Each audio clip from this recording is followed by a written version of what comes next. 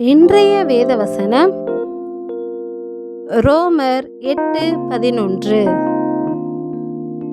அன்றியும் இயேசுவை மரித்தோரிலிருந்து எழுப்பினவருடைய ஆவி உங்களில் வாசமாய் இருந்தால், கிறிஸ்துவை மரித்தோரிலிருந்து எழுப்பினவர் உங்களில் வாசமாயிருக்கிற தம்முடைய ஆவியினாலே சாவுக்கேதுவான உங்கள் சரீரங்களையும் உயிர்ப்பிப்பார். ஆமென். தேவன் சாவுக்கேதுவான நம் சரீரத்தை உயிர்ப்பிப்பார்.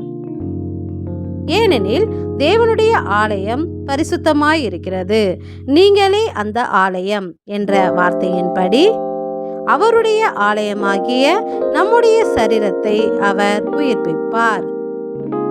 அன்றியும் பாவத்தின் சம்பளம் மரணம் என்ற வார்த்தையின்படி நம் சரீரத்தின் பாவம் நம் சரீரத்தை மரணத்துக்கு கொண்டு செல்லும்.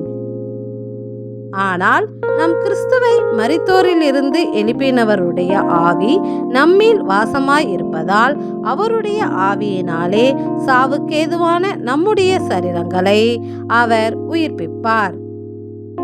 அன்றியும் அவருடைய ஆவி நம்மை பாவம் அணுகாதபடிக்கு காத்து கொள்ளும்.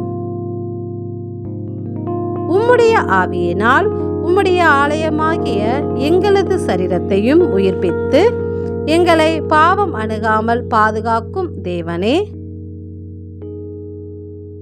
உமக்கு நன்றி செலுத்துகிறோம். நன்றி.